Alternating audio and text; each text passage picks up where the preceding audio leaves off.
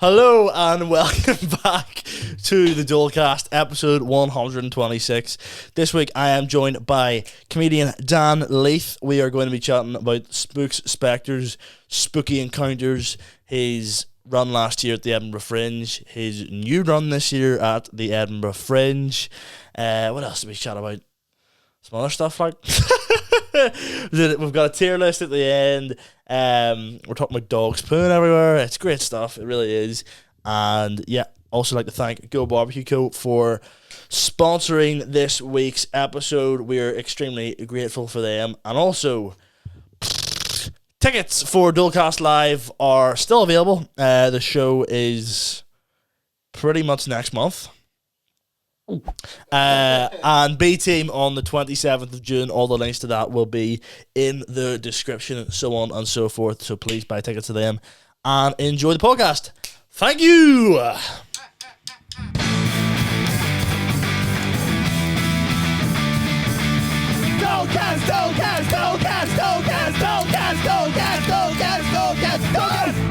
How are we? How are you? How are we collectively, but also how are you? I mean, I feel like the first question is a lot bigger than the second question. It is. How are we? I know. You know? I don't think I'm well equipped to answer that, to be honest. Is that just us, or is that the human race? Oh, I mean... Do you know what I mean? But like, you know, how are we? Anyway, welcome back. You're keeping well now, yeah. We were gigging last night. We were gigging last night, yeah. The green room last night was like it was the bridal suite. It was the bridal suite. It was pretty gorgeous. You could have Which then begs the question: how are we? Yeah, you know, how are we? You know, how is the bride? How's the bride? You know, if we're in the suite, because they could have just definitely used a normal room.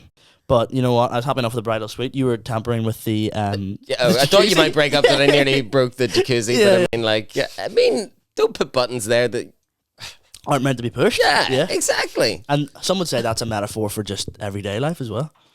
Think about it. Sound effect. But yeah, no, and they had a nice spread. They had a nice sandwich spread. Yeah, good wrap game. Yeah.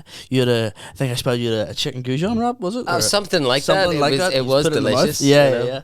No, it was a fun gig last night. And it was, I don't know, I would definitely do it again. It was very, very enjoyable. It was a really nice room, really nice crowd in. I mean, the only flaw of my night really was I went home and my dog had explosive diarrhea everywhere. Yeah. So I was just like, you know, when you nail it, you're last on in a comedy gig. You're just like, I'm a rock star. Rock and roll. Go home. It's hard. Rock and kitchen roll as you're cleaning the dog poop up. Exactly. It's hard to feel good about yourself. yourself. Yeah. That was good. But that's the right button. See, I've stopped wearing headphones, so I hit the buttons and go, I hope that's the sound effect that I thought it was. I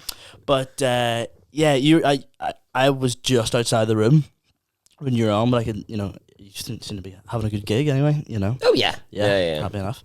I put a load of flyers down last night and for a show, and I was like, you know, hopefully shift a few tickets. Hey, we've come away with people requesting refunds. No, I'm joking. Let's put it lightly. Refunds for flyers. Yeah, for free. yeah. The reason that I put it down their table. It was more like I put the flyer, like people were already seated as I was putting flyers on people's tables. So I was like going up to them, being like, "There's a wee flyer for you guys." I put the flyer down, and people looked at the flyer, and then looked back up at me, and like obviously my face is in the front of the flyer, and they were like, "Oh, that's that guy." And then I was like, "Listen, we'll shift a few tickets tonight, hopefully with the flyer game." No. Well, I mean, it's early days. Right? Show's getting closer, but you know what? I know. But I mean, the flyer game. I didn't realize that flyer game would have been on point last night. I mean, I've got a solo show coming up, and I was just like everyone else there had done flyers, and I'm just like, because at first I thought I was the only flyer-y, and then I got there, and other people had flyers, and I was like, nightmare. And the guy said, "Here, do you want to put a flyer on the door?" And I went, "Class. This will shift a few numbers." So yeah, doing well. But what I mean is like I don't really know you that well in terms of like I don't know when you started comedy or no one knows when I started comedy. You're a bit of an enigma. Yeah. Are you? Yeah. Who knows? Yes. I did it very much so backwards. Oh really? I think I used to do because I came from an acting background, and then there was a guy that used to run cabarets, and I wrote funny songs on the side. I think every Christmas I wrote Christmas EP for friends and family, which was mostly just me and my friends at about 15 when we started. Just saying rude words into microphones with Christmas with jingle bells in the background. But then I kind of kept doing that on the side and kept writing funny, filthy songs. And this guy heard them and was like, do you want to do like 15 minutes thing? And that would be, you get paid like 200 quid to do 15 minutes. So was your like first comedy gig 15 minutes? Yeah. That's wild. I did about 4 of those and then I did an hour. Seriously? Yeah. That's, I mean, how are you after doing that? That's crazy. And when was that? That would have been with 2019, I think. Crazy. So just before COVID. And then I think I did one gig in 𝐒𝐿𝐿𝐼𝐀𝐋𝐒 with Dave Elliott put me on, and Shane Todd was on. And I did that gig and it went fine, and then I just never really did anything else, mostly because of COVID. Yeah, I was kind of getting into I'd be like, I could do this, and then when I came back, it was like very strange having to go to look in the pav and be like, how much do I get if I do 5 minutes? Oh, nothing. You have to beg for the spot. Okay, I see how this really works now. That's wild. And so, like you said, there 4 and then an hour. Did you do? Yeah. What was the hour like? Really good. Class. I did like a filmed introduction in which I was on a motorbike and I killed Bigfoot. Hold on, let's break this down a second. So you killed Bigfoot, and was that a CG Bigfoot or was that practical? Or? It was someone in a suit. Oh, okay. Yeah. So practical foot. Practical Bigfoot smashed their head in with a watermelon. Oh no, their head was a watermelon with a watermelon.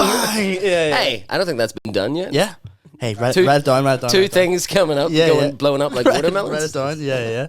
What if you did? Yeah. So his head's a watermelon. And then you beat him to death with another watermelon. Mm-hmm. Carnage. Think about it. How are we? But episode name potentially. We'll see what happens. How are we? But she didn't know. So you film an introduction. How long was that? I'm so interested in an hour-long show. Like after 4 gigs, that's insane. Well, I mean, I guess I'm leaving out a vital element to my stand-up journey. Okay. Which was a show called Hallowistmas that I do. Yes, so I was going to ask you about this. As well. So, like, what is that? Gives me very Nightmare Before Christmas vibes. Well, yeah, because I mean, essentially, it all started out. I was doing a graveyard tour at Halloween. Okay. With a bus company who I won't mention. Yeah. And I'd like doing this tour. I was playing this character, the ghost of Sir 𝐿𝙊𝙀𝐾𝐋𝐒 or whatever, who was a historical figure, but I made him my own sort of John Cleese type of character, and then I was working with some other great actors, and essentially it was a bit of like the Wild West of how they ran this this thing. Sometimes you'd be waiting there for ages with a group of people at a graveyard, so I had to think on my feet, and I think as this character I was kind of doing crowd control, crowd work in character as Sir 𝐿𝙊𝙀𝐾𝐋𝐒, and you're in makeup and stuff? Makeup and everything with a lantern just yelling at people, and that went really well, and then I really liked that, and then I thought, well, I don't want to work for this company to do this job anymore, but I like the characters, so I'm going to make a cabaret where these characters host it, and we'll have different comics and magicians and burlesque dancers and stuff. So we started out then doing a haunted cabaret, and then when we realized there was a lot of competition on for things to do at Halloween, we made Hallowistmas because it came right in that sweet spot before Panthers started. Okay, so there was a gap in the market, so why not invent your own holiday? You slid in there. I said you slut in there by accident, but don't worry about it. That's okay. Don't worry about it. I'm just amazed I haven't said it yet. So. How are we? But I keep saying it. So in terms of you're starting off, you're doing graveyard tours. Yeah. Is there? There's obviously a spooky element there of like. I'm a spooky boy. You're a spooky guy. Spooky. Well, hey. Yeah. Hey. Hey. We weren't going to address it, but he's been yapping my ear off all morning. Well, He's called Boner. Nice. See what you did there. How are we? So you're doing these tours. They're spooky enough. Are you a man that believes in the supernatural? We're getting into it. Oh wow, we're going full tinfoil. We are actually getting into it. This is interesting questions. I mean, I do have a song called "Sex with Ghosts." Yes. Yeah. But that isn't coming from a personal experience. That song is actually inspired by someone describing a What sad, encounter they had? a sad over mad. over an ex-lover. Okay.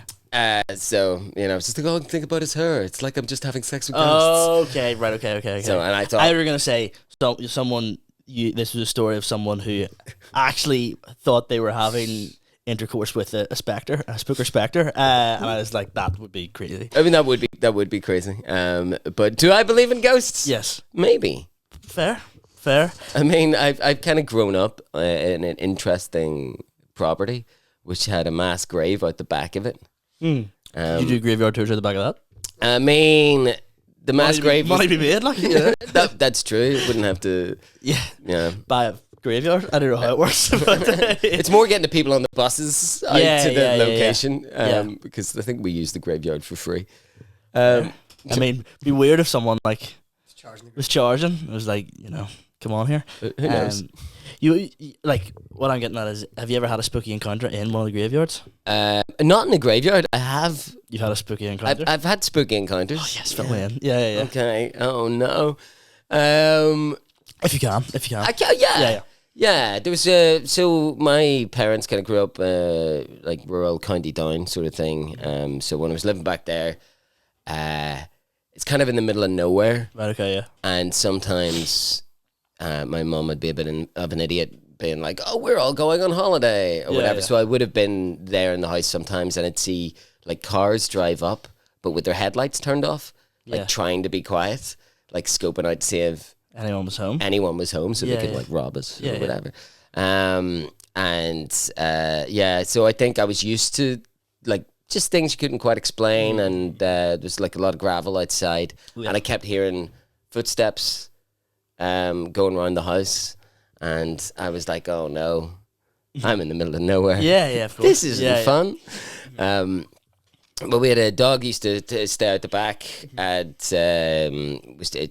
their name was Miss Tyler Brown. The dog's name? The dog's name was Miss Tyler Brown. Yeah. That's a whole other story. Yeah. I wrote her a musical.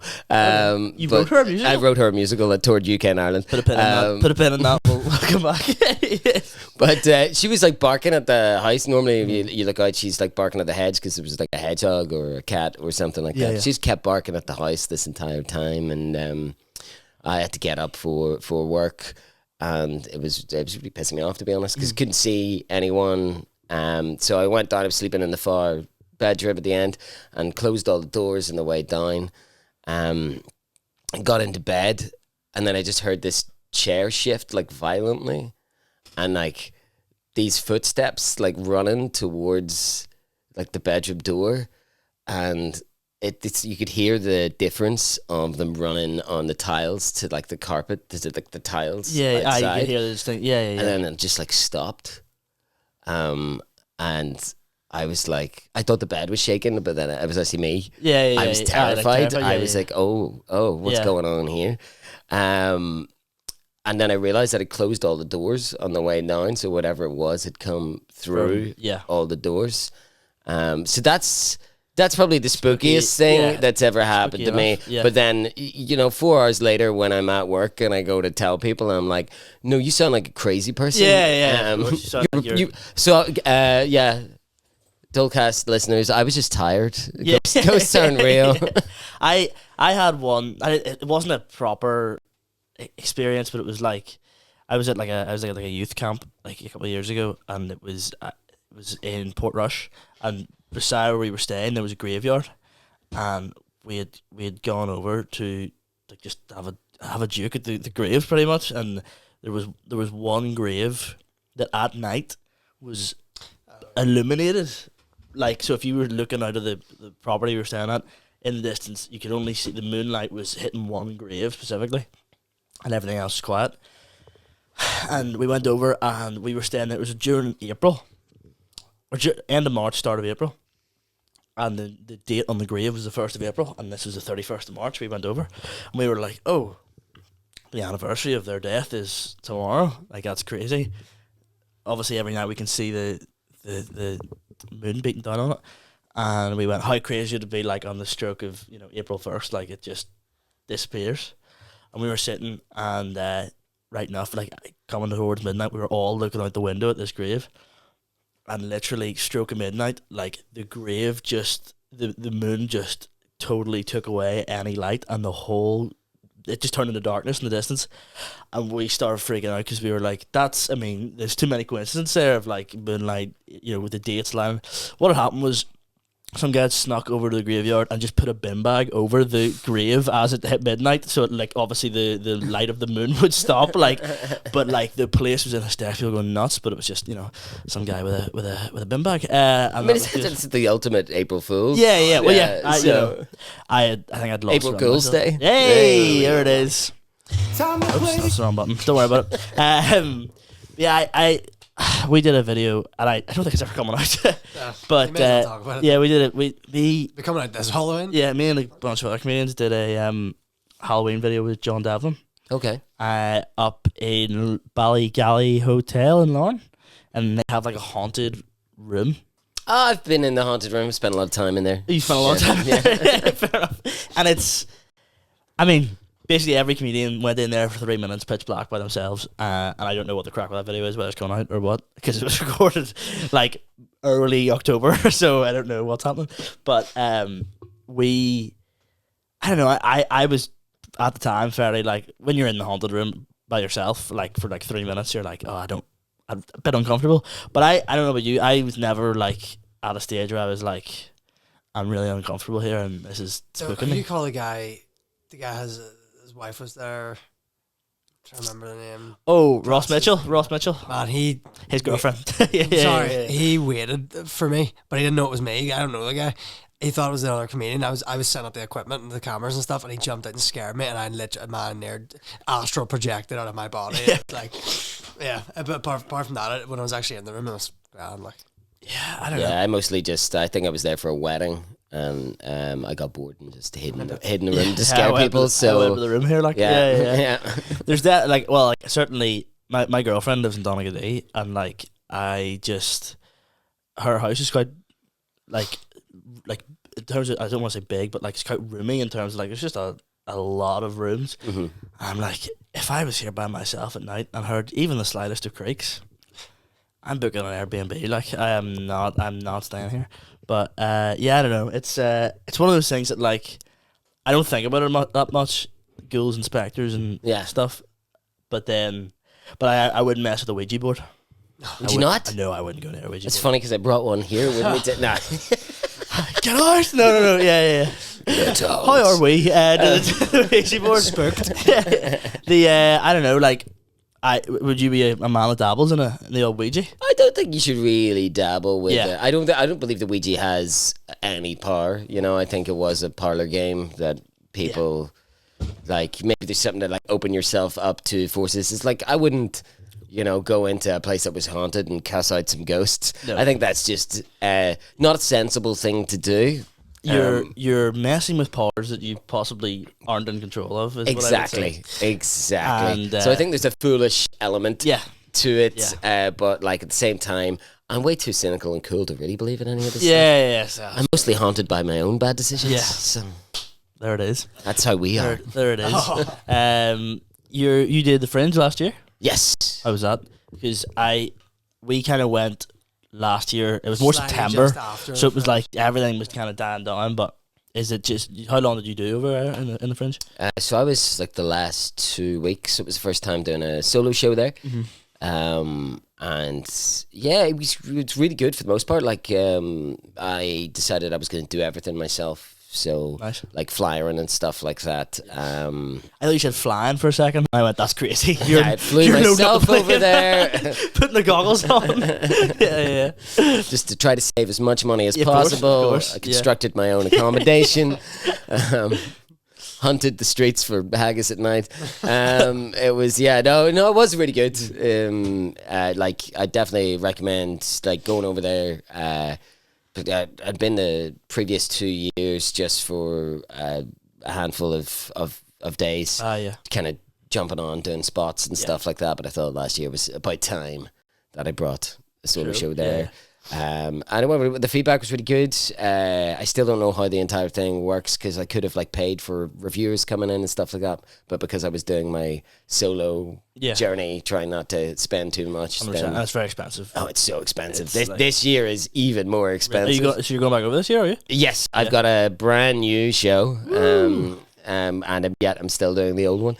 That weird part where I'm just like, I'm kind of done with this old show and I'm working on a new one. Are you gonna get the show you're currently doing recorded anywhere and just kind of have it to be like, I've got the show? Yeah, that's probably. Well, I mean, no, I am. Yeah, as in like not like a special, but more like a, it's Moonshine and Leith. Yeah, Moonshine and Leith. So you're like, you can just record it, have it, and be like, that's in the vault.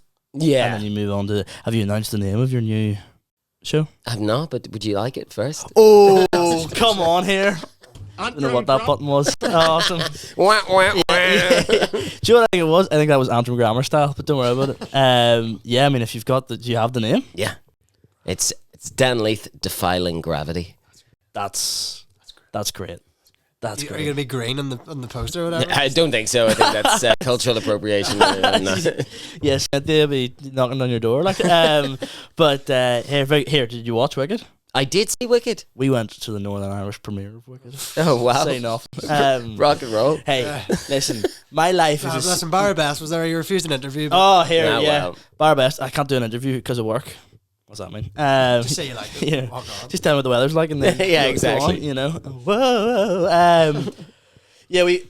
I'll say this, and we've discussed this a lot. When I say I went to the Northern Irish premiere of Wicked, my life is a series of how have I swindled my way into this scenarios, and that was one of them. We were doing like pretty much like social media for a cinema, and they were like, listen, we have 2 tickets, you have a couple of tickets to the premiere if you want it, and we were like, yes. But hey, I'm a big Wicked head. Are you? Yeah. I wasn't, and then I watched the movie and I was like, I'm feeling popular. Like this is can't fight this feeling isn't a Wicked song. Don't worry about it. But, hey, let it go. Hey, the Wizard and I. I'm a firm fan of Wicked now. So I am. What's your favorite Wicked song?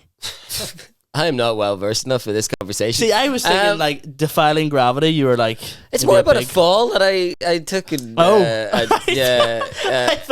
Wicked's in the zeitgeist. I might do a pun. I don't really do. I am a musical comedian, but I actually don't do parody that much. Right. Okay. It's mostly original songs. Right. Okay. Do you do actual?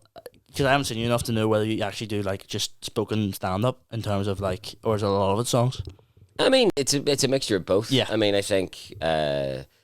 Moonshine and Leith came from it's less than half the length of a show I did in the Mac Peninsula, which was an hour 40 minutes. Flip. Yeah, and that's a long time. Yeah, 100%. But then that would had a big setup of instruments, had piano, guitar, ukulele. You normally just see me with the ukulele because I'm in a comedy club. I'm lazy. Yeah, it's easy to bring there. 100%.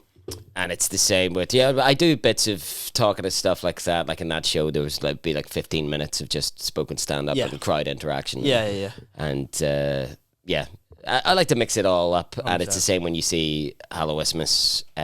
There's sketch comedy in there as well. That's it. So what's the form with Hallowistmas in terms of like? Because I had a wee joke through your Instagram, just of things to chat about, and I've seen this image floating about a lot of Dolecast alumni guest Luke McGibbon wearing a duck beak.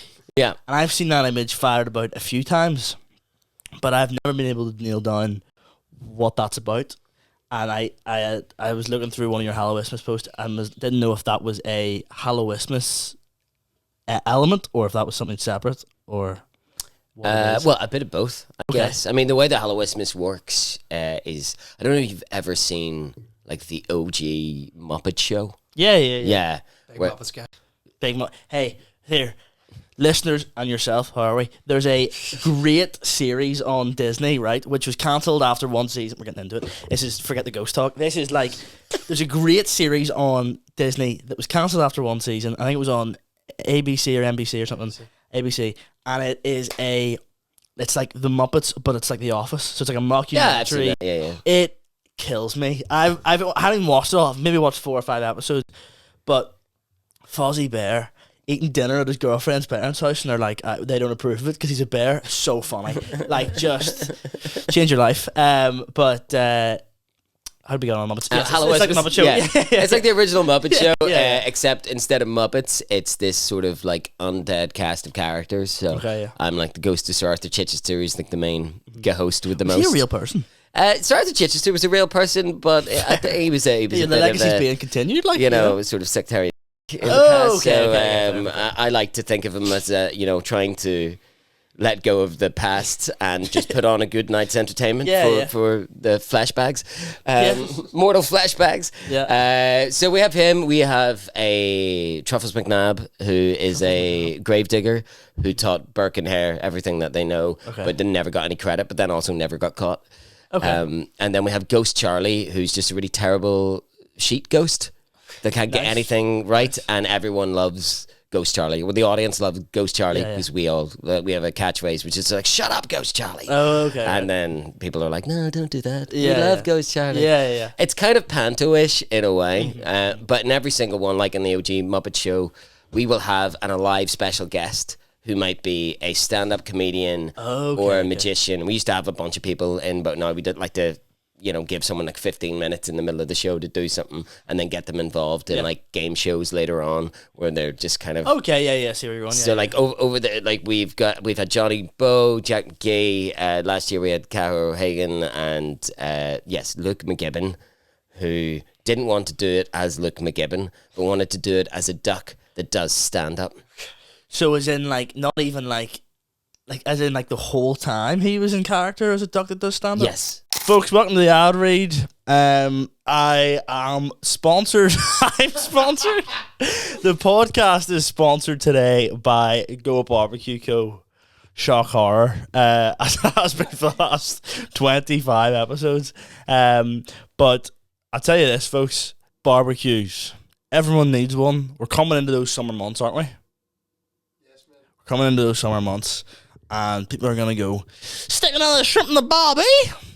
And I'll go, sorry, mate, I don't have one, because I didn't get down to 𝐿𝐿𝙀𝐾𝐼𝐀𝐋𝐒 to take advantage of their delicious deals that they have going on. So, listen, folks, if you want to hop on those, the way to get those deals is the 𝐿𝐿𝙀𝐾𝐼𝐀𝐋𝐒 Instagram page.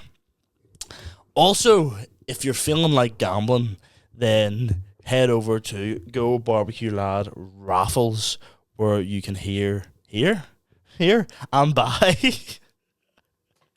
raffle tickets for amazing prizes that they give away every month. It's class. But no, they've supported the podcast loads. We're very happy with their support. So yeah, thanks to Go Barbecue and all the guys over there for supporting the podcast. And let's get back to this episode with Dan Leith. The whole time he was a duck. Listen, I mean, who am I to question things at this stage? I have a skeleton sitting on my sofa, but also like fair play. Look, yeah. Well, I mean, he did ask me, and he was like, "Is it okay if I do this?" And I was like, "It's Hallowistmas, of course it's okay that you do that." But it was absolutely hilarious as well, like brilliant. Be mad if you were like, "No, don't do that." Also, here's Charlie the Ghost. Like two very conflicting. Yeah. How long does that show last, roughly? I think the longest show we ran, which was 2 hours 45 minutes. Oh my goodness!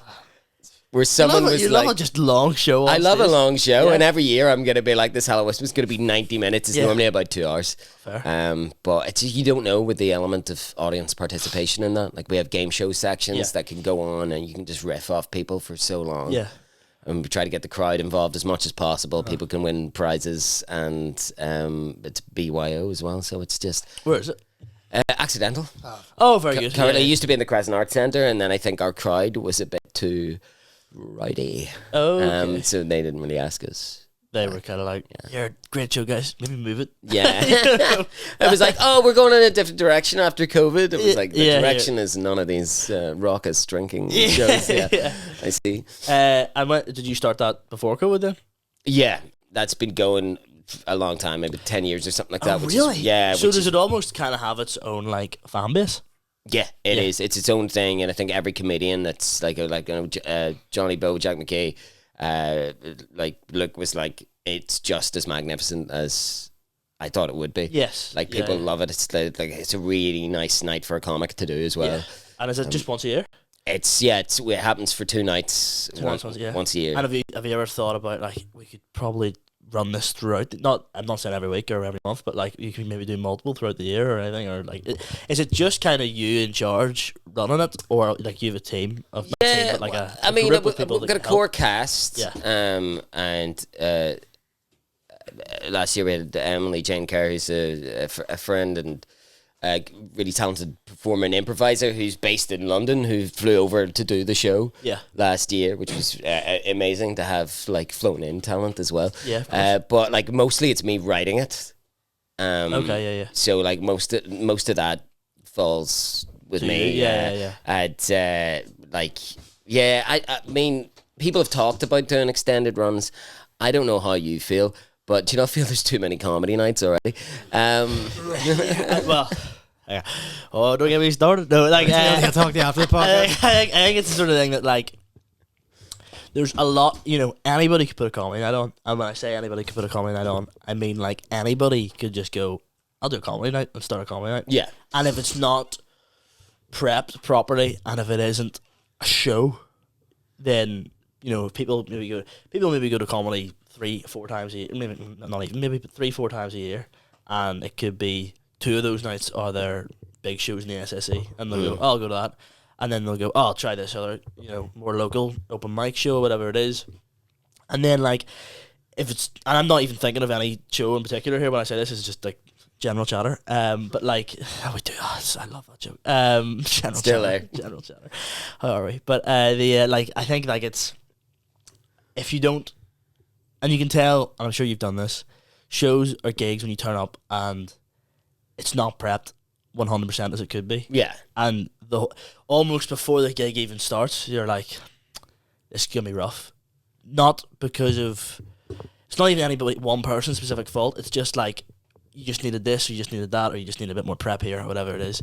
And like, I haven't started comedy that long, but you can also tell that, I think, from an audience member's point of view sometimes as well, of just like, these guys really don't know 100% what they're running. Yeah, and I think you need to have all of the cogs working in the 100%. machine. It's the same with just even if an MC has a bad day or whatever, and you have to come on after, like you need 100%. everything to be working and in fluid motion. Yeah, and sometimes you just have, sometimes you just have to grin and bear it and go, listen, if this was changed or if this happened, it could have been better, but it just hasn't happened this occasion. We'll just go for it.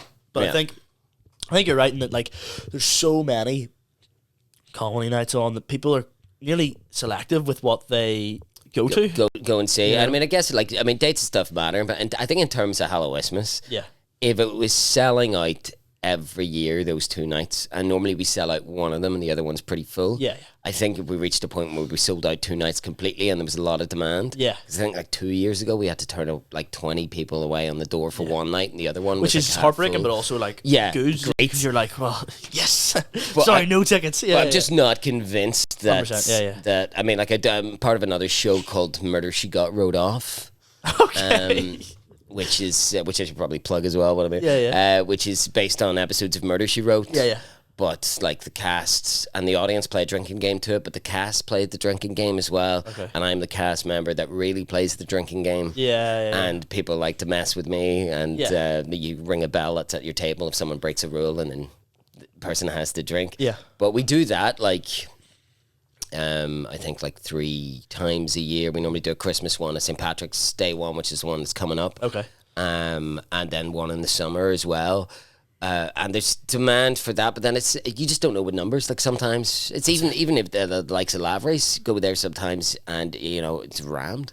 Yeah. So super sold out, and other times it might be quiet. It's hard to predict it. So. It dips and it flows is what I've found. Even like I emceed Madden's there on Tuesday night, and like I was expecting to turn up, and like I wasn't expecting a full room, and I was expecting, like, usually with Madden's there's quite a few comedians come down and stuff, and everybody's trying some new stuff, whereas I came down and there was very little comedians, but the room was packed out, and I was like, it's just like, it's funny how it works in terms of like, even like last week it wasn't like that, and it might not be like that next week, but it could be, it's just, it's weird in that aspect. And I think I've always been a fan of comedy, I'm sure like you probably would be as well Yeah. growing up. But like it's only when you like get into it and you're like planning a show or you're putting a show on and you're like, you've got to make sure the show you're putting on is worthy of the price of admission in terms of like. If someone forks over a tenner or a fiver or 15 or whatever it is for a show, you kind of want to entice them to do it again, if that makes sense. So you're like, oh, I would absolutely pay for that show again or whatever it is. Is Hallowistmas, without getting into specifics, costly? If that makes sense, is that the sort of thing? I'm thinking like costumes and like raffle prizes and blah blah blah. I mean, you can stick money into it. I mean, it does cost money. Yeah, of course. It's very much so kind of yeah, but everyone gets paid. It's not something that makes me a lot of money, if you know what I mean. Yeah. I also think it's not good. I don't mean that the way it sounds, but I mean like sometimes you can see people that are clearly like in it for how can I make the most cash from this and do gig, the least amount of work or whatever. Yeah. Whereas it's like, if and I think this is the reason I think most people get into stand up is like obviously if you can make money from it, great. But also like if you can go out and give an audience a great time that they'll go, I'll definitely come back to the next one of those. That's payment in itself. Do you know what I mean? Absolutely. That's like, absolutely. But yeah, no, I think in terms of that, like Hallowistmas was designed as the night I'd want to have if I was a member of the public. I'd be like, I want to go and see some really silly stuff that maybe I can get involved with or just watch. Yeah. And it's gonna be dark, daft. Yeah. And yeah. Because it's different from a normal gig as well, and then obviously, like if like for example, last night's gig, if something goes wrong on stage, I was even talking to Sippy about this last night. If something goes wrong on stage, like you can pick it up yourself, but even like in a show, I suppose maybe Hallowistmas is less so in that like it's not stand up, but it's like it's you're improv and stuff, and you're bouncing off each other. But like you said, you've acted before in other bits and pieces. Is that in plays or is that film or what is that? All of the above. All of the above. Yeah. So like I mean I was gonna say I do plays. I did one play in P7. That's not really the same. Gaston, Beauty and the Beast. Don't worry about it. But the like in terms of, have you ever had an experience when you're doing a play and like even we was talking about it last night where like someone just says the wrong thing or the wrong line, you're like, oh, how do we recover this? Like, and absolutely, you've really got to think on your feet in terms of, and what I'm basically getting at, would that happen in Hallowistmas as well? Is there? I think it happened last year in Hallowistmas. I think day two, fairly hungover. You just gotta like support. You've got the support of people you trust around you as well. Because I was just like, I know this line is mine now, and it's not panicking in that moment, even though it does feel like your entire world is just falling apart. Like your gut falls out, and you're like, oh no. But then someone will normally have your back, or if not, you'll recover from it, and you'll be like, I think that comes with practice, and obviously these things happen. Yeah. I think even like with stand up, I have this psyche of like, if I say a wrong line or something, I know it's wrong, but the audience doesn't necessarily. Exactly. Might means like your joke maybe doesn't land as well, whatever it is. But in my head, I panic and go, everybody knows I said the wrong thing there, and like you're trying to. But I would say that's all in the likes of a play, that's almost more obvious because you're like, if you say the wrong line and the other person's like. Yeah, it's more difficult with the play because other people are waiting for their cue. Yeah. And if they're good enough, which is what happened in the previous case of last year's Hallowistmas, then they'll know their cue, or the cue coming up next, know what's coming next, and take it from there. Say their line, you're like, oh, there we're back on track. And the audience doesn't really notice. Yeah, but for you, it's a massive thing. Yeah, it's you're like just what have I done? Yeah. Even I was talking to another comedian at I think it was the PAV Awards, where you won Best Alternative Comic. Yeah. And they had directed a play recently. And I was like, I was the plays and stuff, and like good, but someone messed up a line or something, and then someone tried to jump in to save it, but like skipped like 20 pages or something. Like not 20, that's an exaggeration. That's like, oh my goodness, but it was like skipped maybe like 6 pages, and you're like, oh, now stuff later in the play doesn't make sense because no, people haven't said, and I'm like, that must be a nightmare. And that was I think that was the first night. I think she was like, so the next night I was like, hey guys, if we could just like do the whole thing this time, that would be really good. But I don't know, I think I kind of like to get into that more, sort of like obviously I love stand up, but like, you know, if the right script came across my desk, you know, I'd join a play, like, you know what I mean? But in terms of the Fringe, like I was talking to another comedian about not going over this. Well, we talked about it ages ago, like, oh, we should, you know, go over for a couple of days this year. And I kind of looked the prices for 5 minutes, and I was like, don't worry about it, maybe leave it at this stage. Yeah. But like, there's so much competition during the Fringe, obviously. Yeah. You know, and what was your space? Like, where were you? So I did Doghouse Hotel. Okay. Which location was all right. I mean, it's just off the Mile, but it's just off the Mile, like a couple of streets after the main traffic stops. Yeah.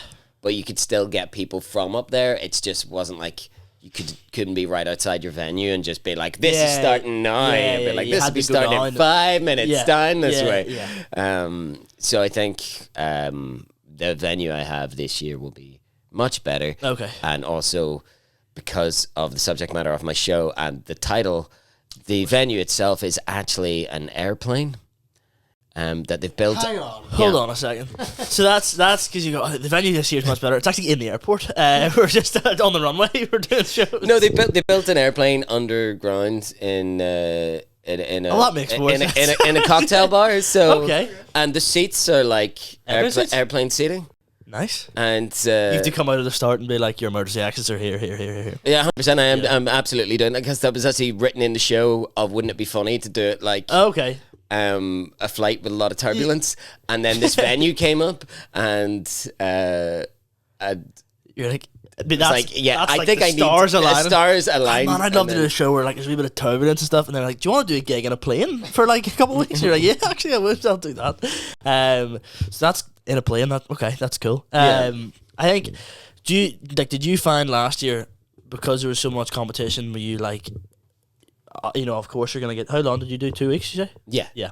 Like you were getting days. You're like, it's really drips and drabs coming through, or like, did you feel like it was fairly like, you know, every show you were getting at least a couple people in? Do you know what I mean? Yeah, I think every show I did like reasonable houses. I think my lowest was 4, and it was on a day where I didn't do any flyering. It was the only day I didn't do any flyering or anything like that.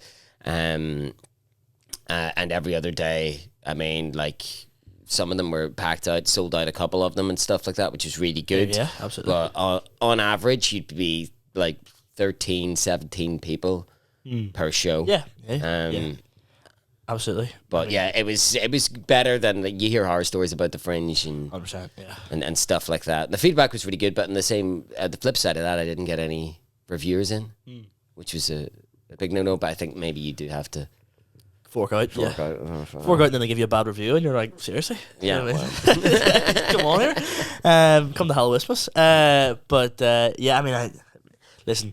My name's Dan Houston, and I've already. It sounds like I'm making a political statement. No, like you know, and I've always said like, the show's got to be something either Houston we have left off or Houston we have a problem. You know, come on here. Yeah. It's it's teed up.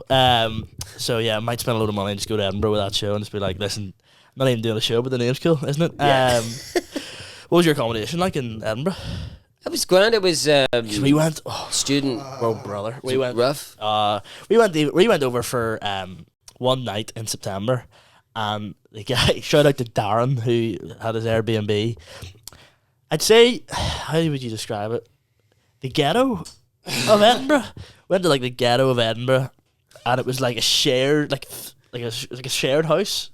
If that makes sense, like there was three different houses within one, and you open the door and like just like stock photos on the wall, like frames with like really pixelated images of Edinburgh. It was like something in the Matrix, and you just kind of sat there and you're like, we actually did a video of like a house tour. I hadn't put it out, but it was like a house tour of our accommodation in Edinburgh, and you opened the fridge and there was like little sauce stains, you know, on the inside of the fridge, and you were like, rock and roll, you know. Wasn't even doing a gig, but I was like, this is what it must be like. But but that was like after the Fringe, so I'd imagine during the Fringe it's just like hectic, and the prices as well. But the prices is the main thing. I mean, I was coming from playing a festival as well, so I wanted my own space. I couldn't be doing. I paid extra to have that. 100%, yeah. And it was kind of student accommodation. It was to like basically I'd have to walk half an hour to get into the, but that's not bad. at all, or I could have just got a bus. Yeah, but I'm trying to save money. Spend it all on accommodation. But yeah, just student accommodation. It was clean enough. You had a shared kitchen and a private bathroom, and it's almost part of the experience as well, I think. Yeah. Was there other comedians in your student accommodation? No, I don't think so. It was just like students. No, there was no students there. Oh, yeah, right enough. You paid extra. Yeah. I think there was a lot of people from lots of different walks of life, I would say. If they were a part of the Fringe, I dare say there was a few artists there. Okay, or performance artists, sort of thing. Yeah. No one told me a joke once, but maybe, when you clock off, you clock off. Yeah, well, that's it. I mean, it's something to look into. I'd love to do the Fringe, and like, I don't know, I'd probably get on to yourself about like what's the tricks of the trade for the Fringe, like, but it seems like something that's very daunting, but I think once you've done it once, the run, it's easier to go back. You find someone, if you know anyone that stays out that way or whatever, then or come in and stay outside Edinburgh, train in, train out, you'll miss a lot of the late night stuff. Yeah, unless you're actually performing there, you won't really have a pass to get into one of the bars that are open to 5 a.m. anyway. Yeah. Is there a pass? Well, if you book with a company or whatever, you will have a pass that will give you access to bars that will stay open. That's crazy. But then you'll be in there with like 𝘿𝙊𝙇𝙀 and Neil Patrick Harris and all that. Okay. Like, wow. Look at the pass. That again, that's another one of those situations I said earlier. Like, how do I find myself in here? I'm asking Neil Patrick Harris how he met his mother. It's good stuff. So last night, someone in the room said, "Do you ever cut jokes you make out of your podcast that aren't funny?" And I went, "No," but then since then I've gone, good idea. Was that a pointed comment? Yeah. Was that something I've watched it do? But no, definitely I'll get over the Fringe. Yeah. And then you're doing a show here in March, which is your Moonshine Leith show. It's your final performance of that show. Well, I'm doing it in the Glasgow Comedy Festival on the 19th of March, but I'm doing it in Belfast in the Sanctuary Theatre. Yeah. East Templemore Avenue on the 16th of March, which is Paddy's Day Eve. So come and drink before you continue drinking. And what was the sort of idea behind Moonshine Leith? Moonshine Leith, it's kind of an amalgamation of some stuff that I'd done before. I mean, I'd written Sex with Ghosts for... I love that it's so like just whatever for Hallowistmas, but then it's a good piece, and I thought I should showcase that if I'm doing a first Edinburgh show. But the concept came from my sister internet shopping with a company that's called 𝘿𝙊𝙇𝙀𝑃. Okay. They sell a lot of ridiculous things for a ridiculous amount of money. Yeah. And I kind of went, oh, is that what people do with the money? Yeah. And took that as a through line, and then also added in elements of stories of love, luck, magpies, and Bigfoot. So... Bigfoot's made a reappearance a couple of times. He does. Honestly, if you asked me what my biggest fear would be, it would be Bigfoot? Bigfoot, Bigfoot, Yeah. Do you think he exists? I mean, getting into it again. Once again, I'm far too cynical and cool to say yes. But if he does, I wouldn't want to go into the woods and be like cuss him out. I think that's one of those ones where I'm like load of baloney. That one that is Bigfoot. Just a hairy guy, like. I want to know you're just a hairy guy. Just a hairy guy. Just a hairy tall guy. I like the design. I mean, we're getting into it. I like the designs of Bigfoot where like it's just a big long beard. Do you know what I mean? Like a Sasquatch. Do you know what I'm getting at? It's like a guy. He's just like overgrown hair, big long beard. But I'm doing it to blend in. Yeah, because his hair and beard are so long, it kind of looks like he's just covered in like fur. Yeah. But you know what? Let's do it. Let's go and find him. Podcast. Let's do it. Podcast. Yeah, podcast. Have you ever had a podcast? I had a podcast. I did a podcast years ago, probably in 2018 before we was doing stand-up. Oh, okay, same. Yeah. And I didn't quite get the concept of the podcast because, what I do with Hallowistmas is I probably fit too many things in it and overachieve. So the podcast would start out as me just complaining into a microphone about something. Yeah. Then I'd have my buddy over and we'd have conversations with Craig where we'd just chat whilst being a bit silly. Yeah. Then I'd have a guest on to play like a Guess That Tune game show. Oh, so like segments. Yeah, nice. and then I'd have a choose your own audiobook adventure. That's a lot for one episode. Yeah, and then I'd have an original song at the end, which I'd be like, this is a song of the week. But hit record on this, talk for an hour, and some days I'm like, that's me done for the day. Like, I was tough. You're like, right, I need to write this week's song at the end of the clip. Well, I mean, I only did 3 episodes for a reason, you know. I was like, how is this sustainable? Yeah. I mean, I can't even use social media well, so. Here, something to look into. We'll buy those segments off you. Get a guy called Craig in. Have a chat with him. Yeah, but Craig's still about. He'll come in. Lethal. That's him there. But I'm thinking about doing a new one. Yeah. Which is probably very similar to what we've been talking about. Yeah. Supernatural stuff, but like just absolutely. There's a market for it. There's a market for it. There's a market for everything. Dolecast hasn't found it yet, but there's a market for everything. Yeah. See, I said this last night, but like, and if the listeners haven't caught on yet, this is what the crack is. We're trying to do like solo episode, guest episode, solo episode, guest episode. And we actually have a segment here, but we'll get on to it in a second. But it's like with the solo episodes, I'm trying to go more segmenty, you know, instead of just my drivel for an hour, being like, oh, I was doing this week, and how are we, you know? So I was like, let's try and think of some segments, and we're still cooking, but it's not finished yet, you know. But we do have a segment for you. Okay. Now, this is me this morning. I woke up and went, I've got it. Last night, you lifted a sandwich from the box. Yeah. And you had a sandwich. You had a wrap, which I thought was excellently cut. I don't think I didn't notice this, where you lifted it and it was like, came as like 3. Mm-hmm. But the guy had cut it in a certain way that they all fooled together. I thought that was genius. Shout out to 𝘿𝙊𝙇𝙀 for that. That was great. But we do a thing here where we do tier lists. So like, whatever the topic is, then... Oh, do you have one? Oh, I got one. Oh, lethal. What is it? I was going to do sandwiches. That's good. Oh, well, no, I have more. This is in terms of ranked from not scary at all to scary as hell ghost encounters. Oh, okay. This is an excellent idea. So, remind me the tiers again. So you've we've switched it up a wee bit now. So Shadow Realm is in like not Bottom of the scary at barrel. all. Is not scary at all. A little bit creepy, somewhat scary, pretty creepy, and then scary as hell is like the top one. Yeah. And then Okay. there's just a list of like This is better than sandwiches. I was literally gonna be like, where would you put a tuna mayo in the tier list? Well, just because Not scary at all. and just because we were on the topic of Yeah, no, that's good. Here, You know. this is why you're here. Hey, the show gets spooky with Dan Leith. do more So than keep the cameras on. Anyway. Imagine that. Hold on, that's ludicrous to me being like, right, what's your favourite sandwich in the last 10 minutes? Hey, that's great about Edinburgh. Where would you put an egg and onion, you know? Not scary at all. So the first one here, Shadow Realms. Shout around the egg and onion. first one here is animals seeing ghosts. Is that like you know, if like a cat, like you know, like the cats can like detect like ghosts or whatever.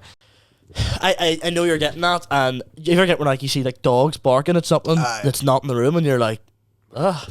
It depends on the intensity of the sighting or the animal in question. My dog Jethro was an idiot. He just poops everywhere.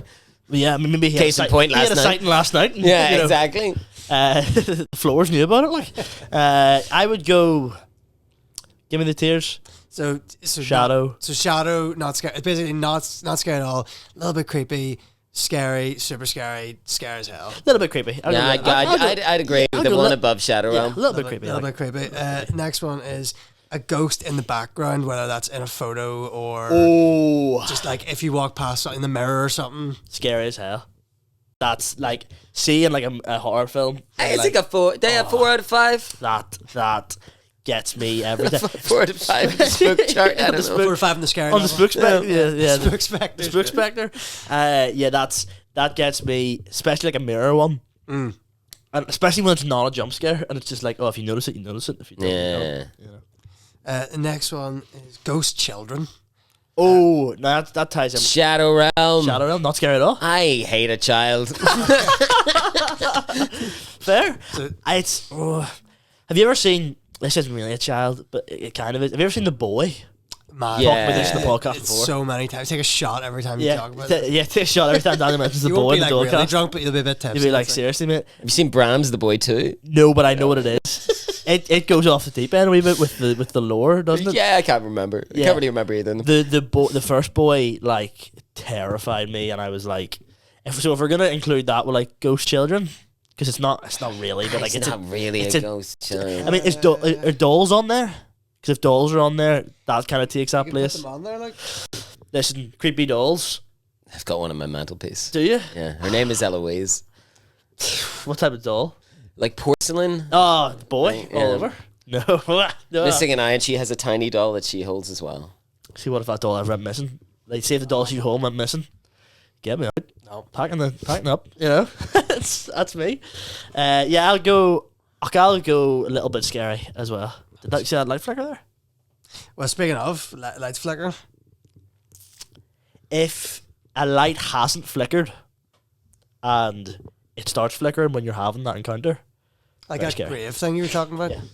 Scary. No? Shadow Realm. Shadow Realm. Shadow Realm for You strike me me. as a guy that you don't get scared by much, but then when something scares you, it really scares you. Do you know what I mean? Yeah. Yeah. I'll rattle through a few of these doors opening, like creaky doors.